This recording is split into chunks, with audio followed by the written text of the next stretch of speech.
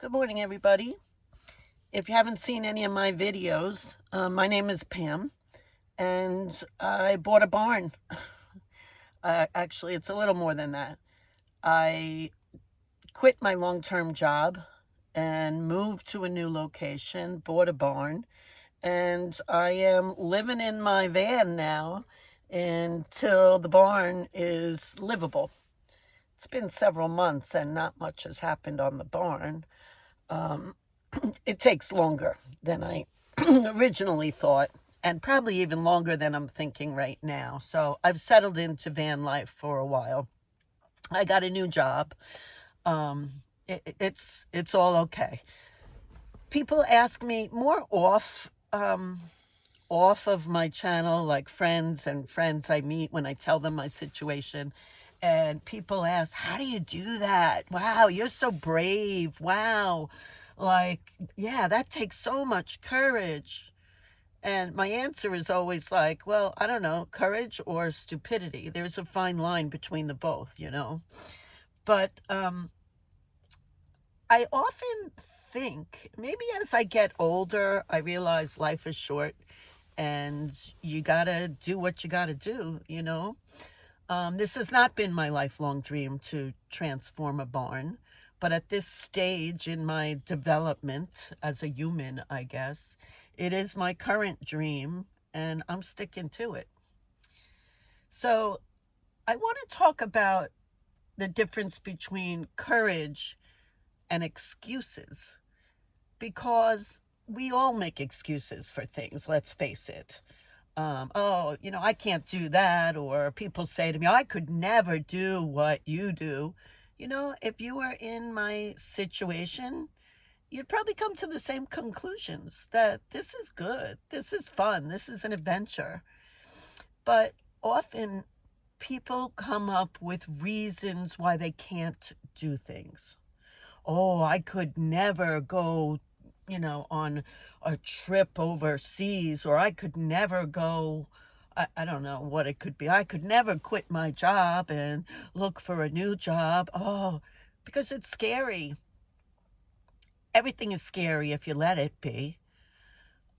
But once you start peeling away excuses, kind of like the layers of an onion, when you get to the core, you realize pretty much anything is possible.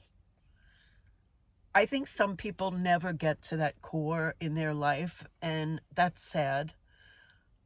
Um, I don't know how I've developed courage over time. I don't even know if I call it courage. Um, but I never was a risk taker growing up. I was always planned well far out. And, sometimes things don't go according to your plan. Most of the time, things don't go exactly as you had planned. If you planned so long term out, sometimes they do, but you got to be ready for life to throw you some surprises too. So I guess I've learned over time to say, wait a minute, why couldn't I do that? So people have pointed out to me I have been taking risks, and when I look back, yes, of course I have. I'm a single mom.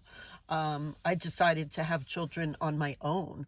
That was a huge risk, and it turned out great. Not easy, certainly not easy, but I am so grateful I didn't stop myself in fear because many wonderful chapters unfolded after that.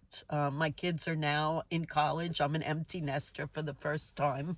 A few months ago, my youngest went to college, and I can reflect a little bit. I have some more time and looking back, and I am so glad that I did that. But if I had let myself think about it, I can't afford children. Oh, how could I afford daycare? How could I afford this? How could I do that? I don't know.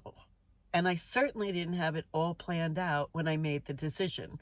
I was obviously in a better financial position then than I was after kids, but I didn't have tons of money saved. I was like, I'm going to have to work hard. And I did. And I once took a leave from my work and went to Peru. I had a bad divorce and I just couldn't get myself together. But thinking about going to Peru, I was going to go teach English. Crazy. Just sounds ridiculous. And I was like, oh, I can't do that. At the time, I had an apartment. And I was in my 40s or late 30s, I guess, when I did that.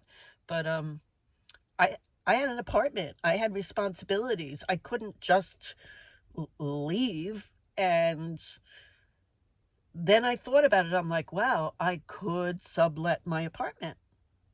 And it turned out my brother was very happy to come and stay in my apartment for that time.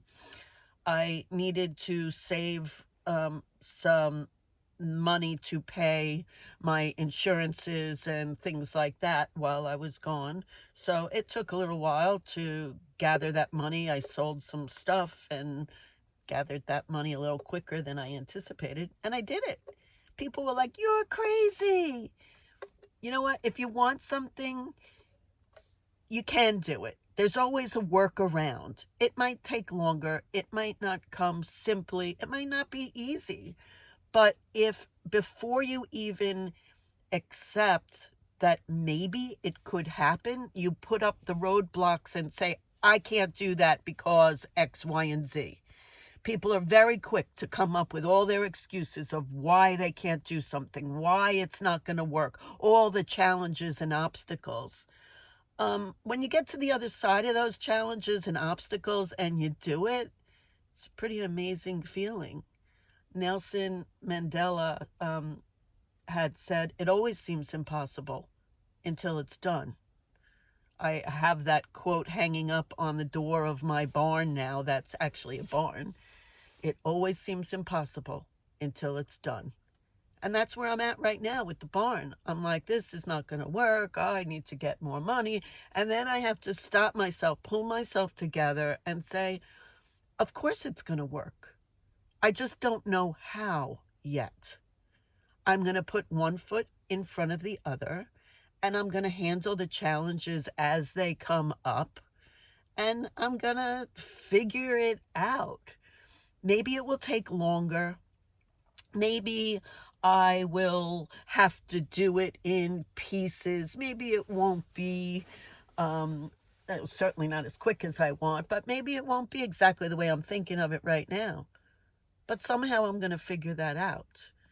So I think when people start coming up with all the reasons why they can't do something, it might be something simple. It might not be a big life change like living in a van for an indefinite period of time. But my thought for today is be stronger than your strongest excuse. Work past the excuses like the layers of an onion and get to the core.